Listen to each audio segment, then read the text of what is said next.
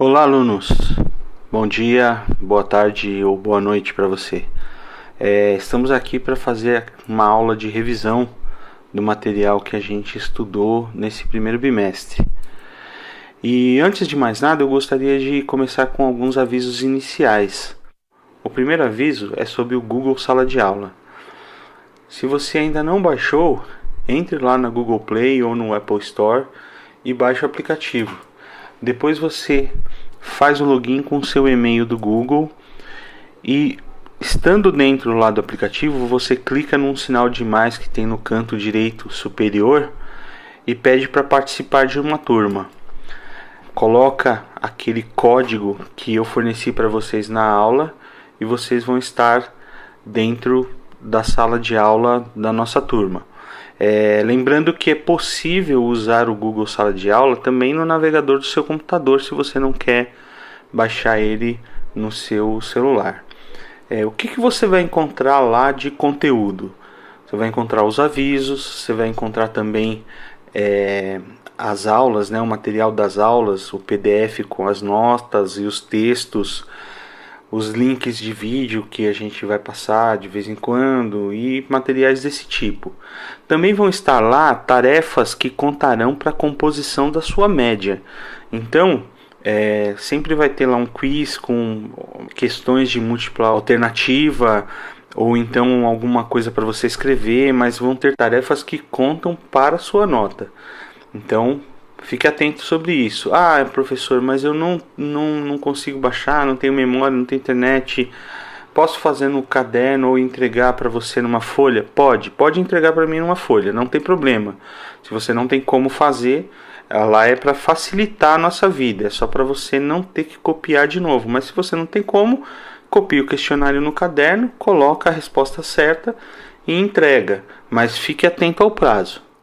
Aproveitando que falamos sobre notas, vamos relembrar alguns critérios a respeito das notas que a gente já falou em sala de aula. 40% da sua nota é composto pelas tarefas que a gente vai fazendo ao longo do bimestre. E quais tarefas são essas? Aquelas que eu acabei de falar, que estão lá no Google Sala de Aula para você responder. Também tem coisas que são feitas no caderno, como aquele fichamento do último texto que nós lemos e que vocês têm que me mostrar até o dia da aula. E também, além das tarefas, contam para esses 40% o comportamento nas salas de aula. Então, galera, pega leve na hora que a gente estiver explicando. É aquele tempinho concentrado para ler alguma coisa, explicar alguma coisa, tirar dúvida. E com essas videoaulas a gente tende a gastar mais tempo tirando dúvida e trabalhando na sala de aula do que ficando falando, que é uma coisa um pouco chata, né? E os 60% restante é a nossa prova bimestral, que é agendada e vocês sabem como essa que a gente vai fazer no dia 15, ok? Então vamos lá, vamos dar uma passada por tudo que nós vimos durante as aulas aí iniciais e que vão ser matéria da nossa prova no dia 15. Na primeira aula a gente contrastou duas ideias. A primeira, olho por olho, dente por dente, e a segunda, igualdade, liberdade e fraternidade. A princípio, quando a gente olha para elas, a gente imagina, poxa, olho por olho, dente por dente, não pode ser uma ideia que traz alguma coisa sobre justiça, né? Enquanto igualdade, liberdade e fraternidade é algo que nos parece ser muito propício para levar uma igualdade maior para as pessoas mais pobres ou as pessoas menos afortunadas. Mas quando a gente olha para o contexto desses pensamentos, né, a gente vê que o olho por olho, dente por dente aconteceu lá na Babilônia. Era 1770 anos antes de Cristo. Essa ideia era chamada de Lei do Talhão, que foi baixada pelo rei Hammurabi. E essa lei, ela pretendia o quê? Ela pretendia limitar as penas, como a gente falou na sala de aula. A ideia é que a pena nunca poderia ser maior do que a ofensa. Já quando a gente olha para o contexto do igualdade, liberdade e fraternidade, a gente vê que foi na França, 1789, quando começou a Revolução Francesa, e esses ideais da Revolução Francesa, eles pareciam mobilizaram o povo, né, na verdade os servos, né, que era o terceiro estado na época, mas pelos burgueses ali. E o que eles visavam? Aumentar a igualdade entre as pessoas para que eles pudessem aumentar o comércio deles e também pudessem ascender de classe social, porque antes disso eles não podiam. Tendo essa idade de fraternidade, que nós somos todos irmãos, e de igualdade, não tem sentido você ter direito a terras, como um nobre e o clero tinha, e eles não. Então você vê, mesmo sendo ideais que nos parecem ser muito bons, assim, no contexto, ele só serviu para a ascensão da burguesia. Então é importante a gente tomar cuidado de não isolar uma ideia do seu contexto, porque a gente corre o risco de fazer um anacronismo. E o que é um anacronismo? Você usar uma ideia ou uma expressão fora do contexto da sua época, né? Ou tentar ler aquela expressão no nosso contexto. É uma armadilha muito comum que as pessoas caem, o anacronismo. Depois nós estudamos, né, na outra aula, a origem da palavra filosofia. Nós vimos que ela é a junção de duas palavras gregas. Philos, que significa amor ou amizade, e Sofia, que significa sabedoria. Philos mais Sofia nos dá a ideia, né, que forma a palavra filosofia, de amor pelo conhecimento ou amizade pelo saber. A primeira pessoa que usou o termo filósofo foi Pitágoras, no século VI a.C.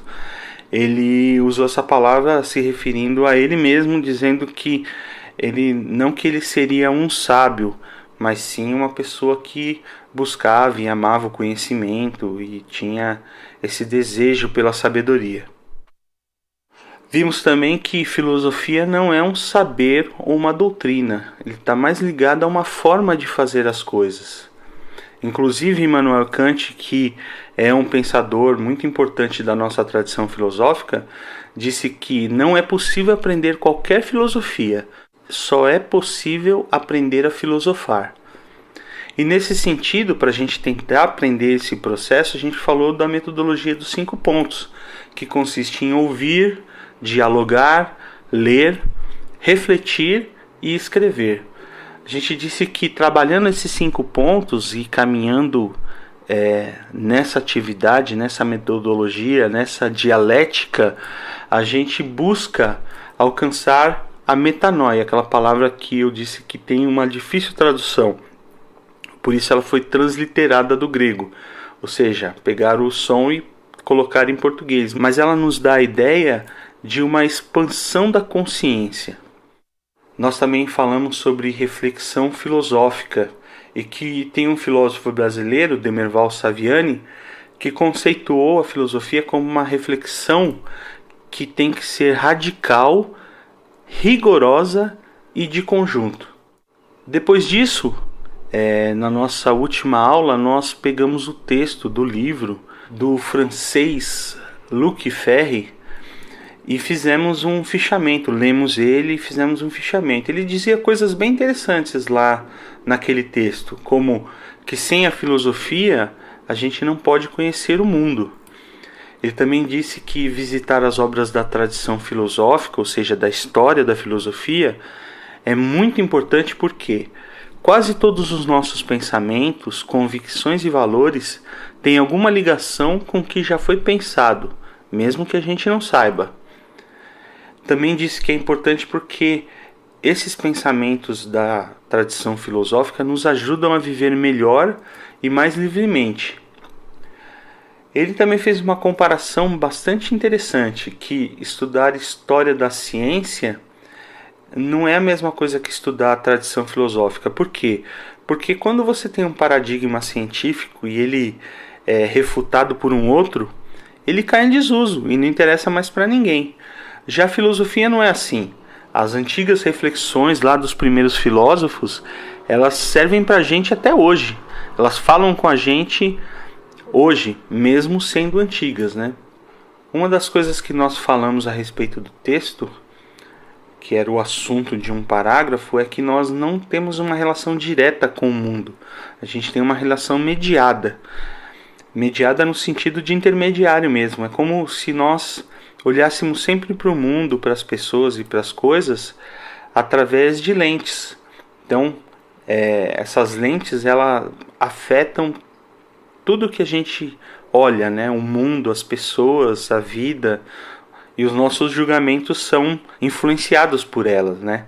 Então a gente precisa aprender a ter uma coleção de lentes, né? Aprender a ter mais de um ponto de vista e lembrar sempre da história lá dos cegos e do elefante. A gente também viu que a sabedoria é sempre plural. Então, por mais que uma ideia possa nos parecer muito correta, a gente tem que lembrar que ela nunca vai ser completa. Temos que tomar cuidado para não cair nessa armadilha. Finalizando, pessoal, retome o material que está disponível para vocês em PDF aí das aulas. Dá uma estudada nisso tudo. Aproveite para tirar as dúvidas antes da prova. E não se esqueça que nós temos 3 tarefas. O questionário de múltipla escolhas que está lá no Google.